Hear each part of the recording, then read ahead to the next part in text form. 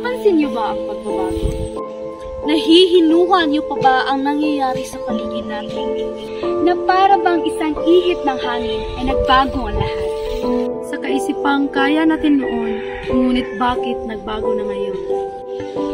Ang bagyo ay isang malakas at matinding pag-ulan na karaniwang may kasamang malalakas na hangin at thunderstorm. Karaniwang ito ay nangyayari sa may tropical na klima ng mga lugar. Ito ay nabubuo kapag ang hangin sa dagat ay nakatagpo ng malamig na hangin sa atmosfera. Ang bagyo ay may iba't ibang uri at lakas, mula sa tropical storm hanggang sa super typhoons. Ito ay maaaring magdulot ng matinding pinsala tulad ng baha, landslide, at pagguho ng mga gusali. Super Typhoon Yolanda o Haiyan nangyari noong Nobyembre 8, 2013. Hangin na umaabot sa 315 km/h na patuloy at mga pagbugso ng hangin na umaabot hanggang 380 km/h. Ang Yolanda ay tinuturing na isa sa pinakamalakas na bagyo na tumama sa lupa sa kasaysayan. Ang bagyo ay nagdudulot ng matinding storm surge sa mga baybayin ng Leyte, partikular sa Tacloban City, na nagre-resulta sa pagkamatay ng higit na 6,000 katao. Ang pinsala sa mga kabahayan, agrikultura at infrastruktura ay malawakang naitala sa mga rehiyon ng Visayas. Super Typhoon Rolly o Goni nangyari noong Nobyembre 1, 2020 na may hangin na umaabot sa 225 km/h at 280 km/h. Ang Super Typhoon Rolly ay nagdudulot ng malawakang pinsala sa Bicol Region at iba pang bahagi ng Luzon, partikular na sa Albay at Catanduanes.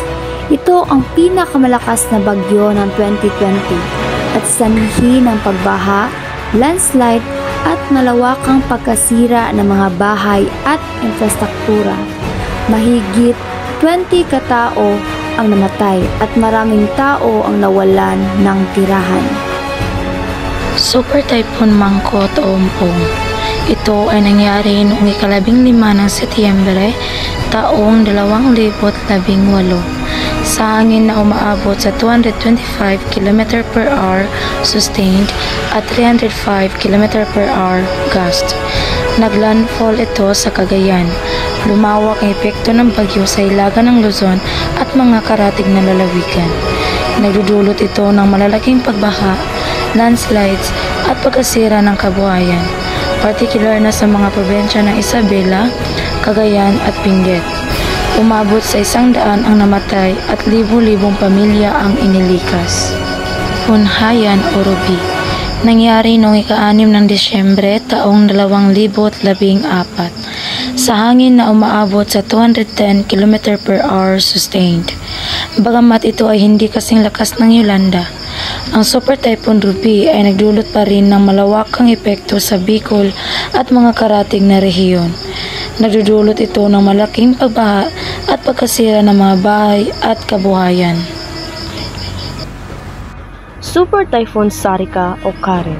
Ito ay nangyari noong 16 ng Oktubre taong 2016. Ang lakas ng hangin ay umabot sa 185 km bawat oras. Tumama sa Luzon ang bagyong ito, partikular sa mga rehiyon ng Bicol at Central Luzon. Nagdulot ito ng malalaking pagbaha at pagkasira ng mga pananim at kabuhayan. Super Typhoon Vongfong o Ambo. Ito ay nangyayari noong 14 ng Mayo taong 2020. Ang hangin ay umaabot sa 215 km bawat oras. Ang epekto ng Super Typhoon Vongfong ay nagdulot ng malawakang pagbaha at pagkasira sa mga rehiyon ng Eastern Visayas, partikular sa Samar at Leyte. Ang bagyo ay pumasok sa bansa sa kasagsagan ng COVID-19 pandemic na nagpapahirap ng mga hakbang sa pagresponde. Super Typhoon Timbin o kilala sa bansa natin na Bagyong Venta. Ito ay nangyari noong ika-22 ng Disyembre taong 2017. Ang hangin na umabot sa halos 200 km/h sustained. Ito ay tumama sa Mindanao at nagdulot ng pagbaha at landslide sa mga rehiyon ng Zamboanga, Lanao del Sur at Bukidnon. Marami ang nawala ng buhay at maraming ari-arian ang nasira. So may buntag tiyo kanang usay nga ala nimo tiyo?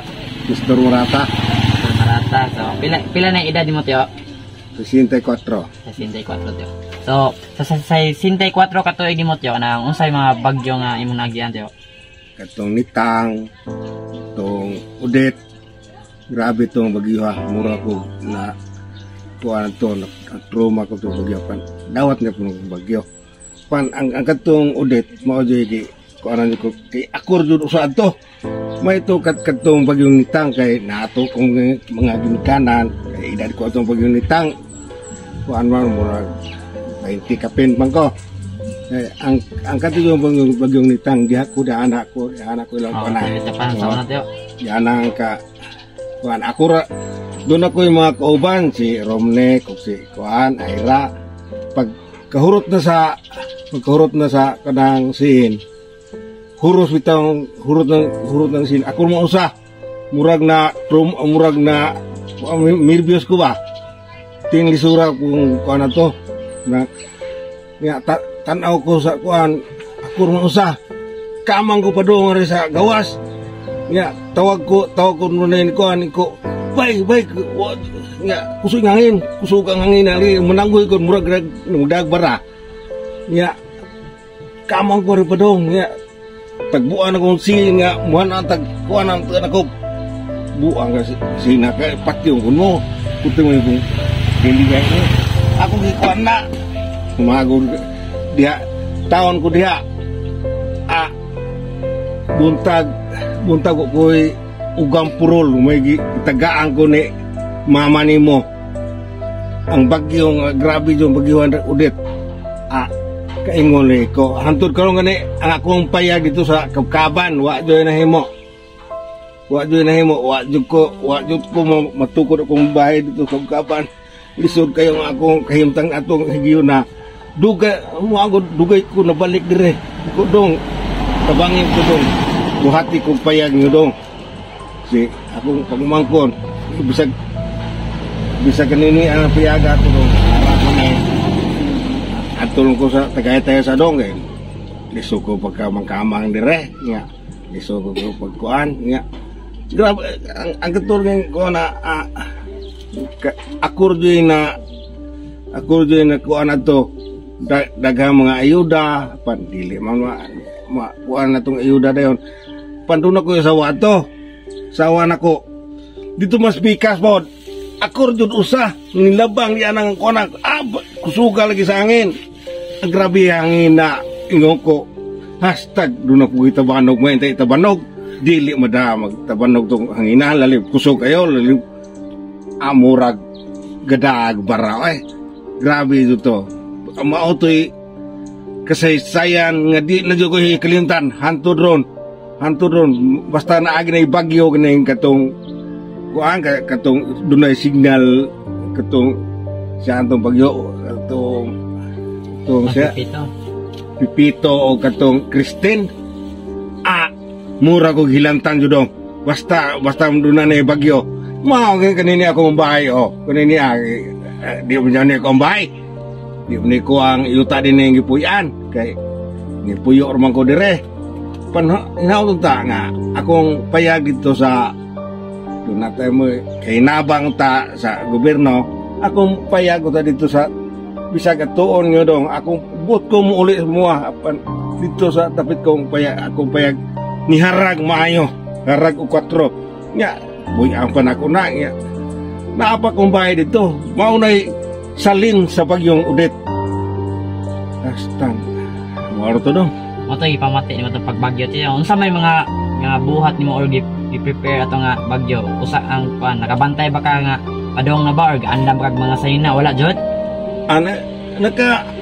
nakabati na ko tong bagyo katong bagyong Udet Na-stress, taon ako diya lang anhing Wilma. Na-stress, doon to iniingon nga, bantay-bantay mo, minaw ko radyo to, bantay-bantay mo, kay dunay bagyo nga super typhoon.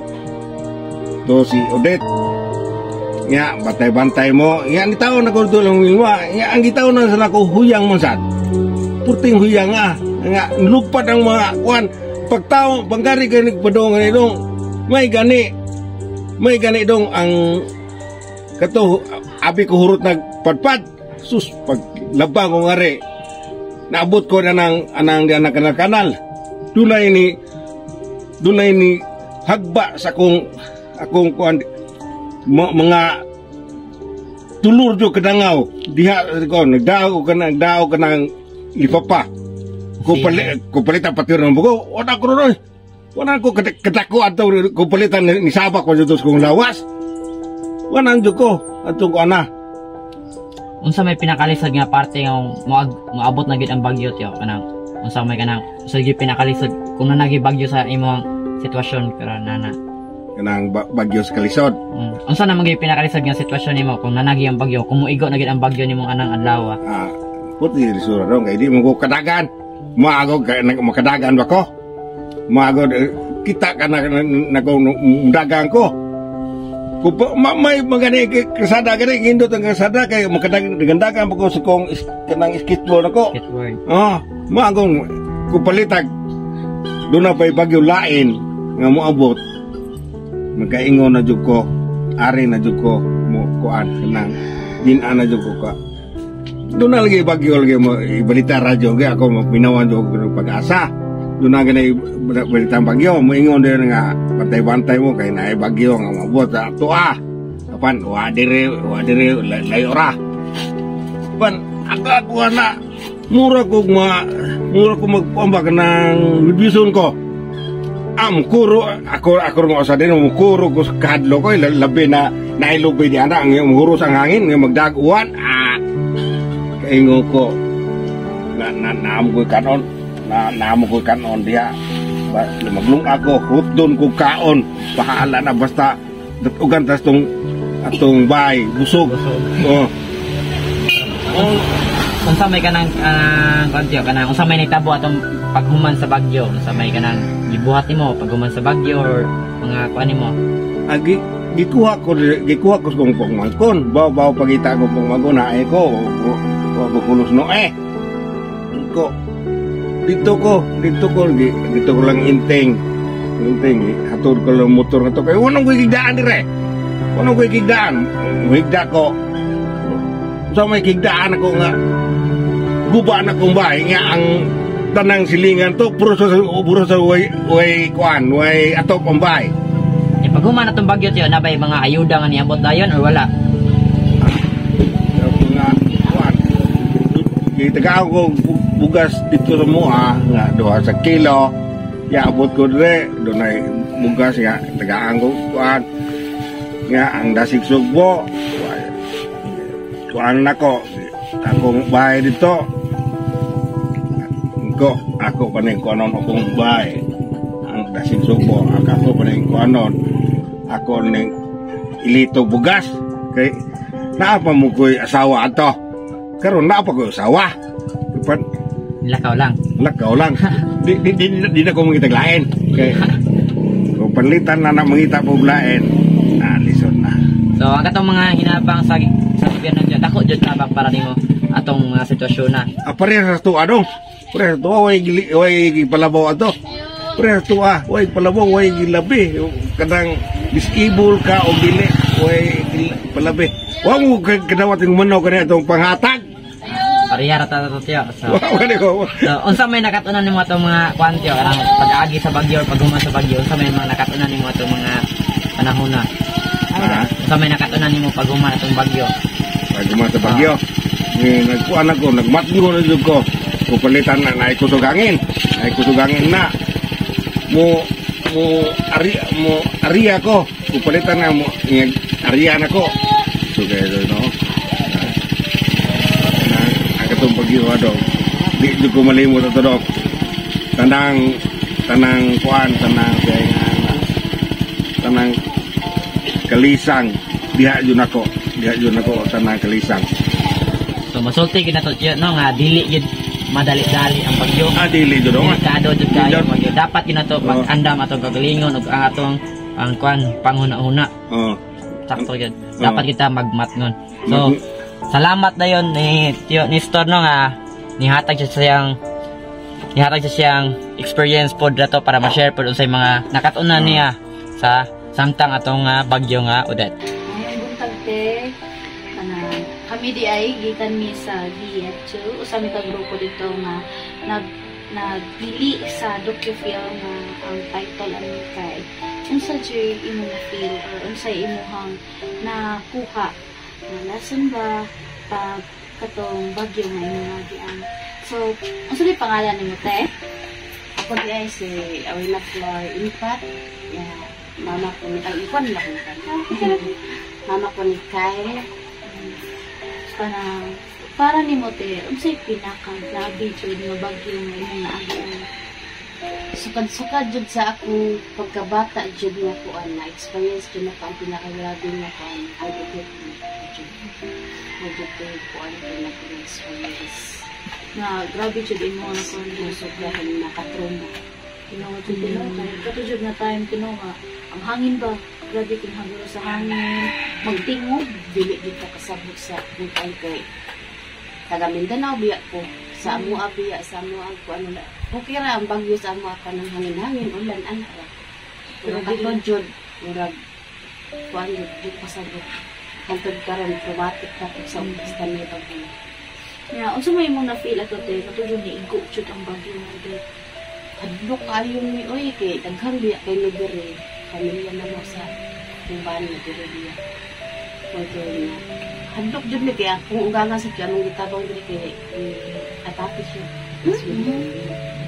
Tungod sa bagyo te? Oo na, handok siya sa kanang bagyo pa kaya.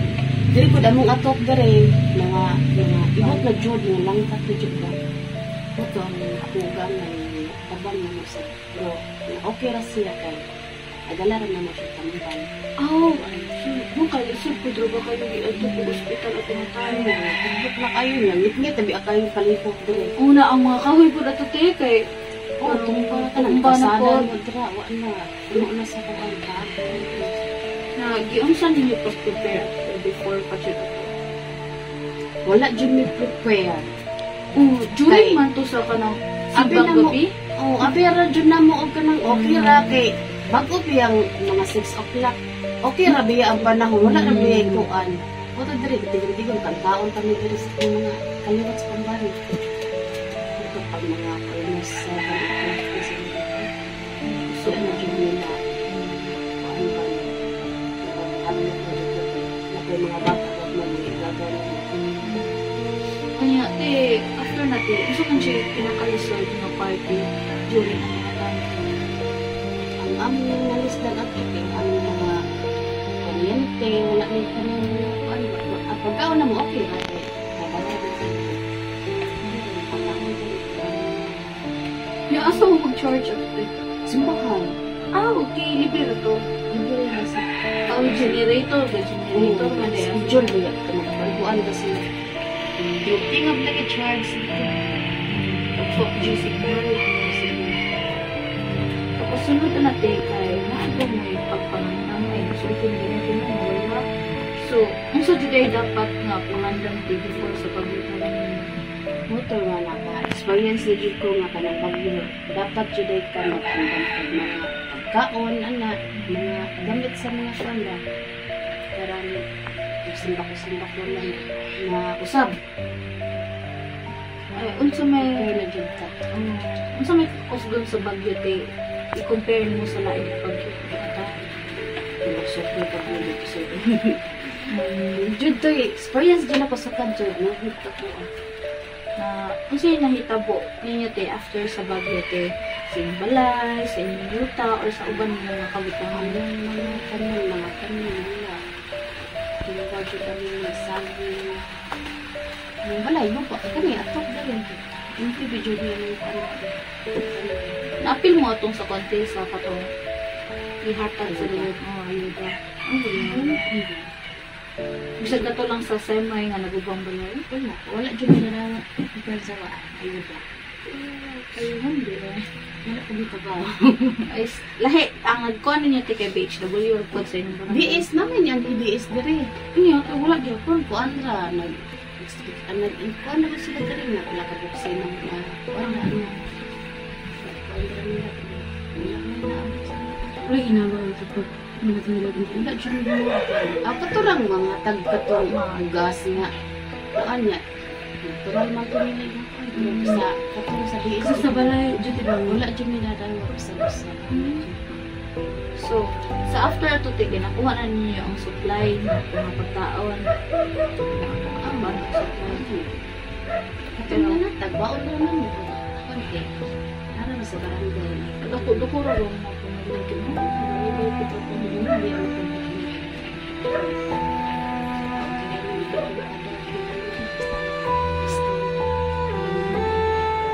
So, after natin, nakita ba gihapon ang pagtabang isang ang pagtabang ang nahatag sa mo the rest of wala nang gusto yung mga karakter so unsa man yung nakapon na sa bagyo na simplihan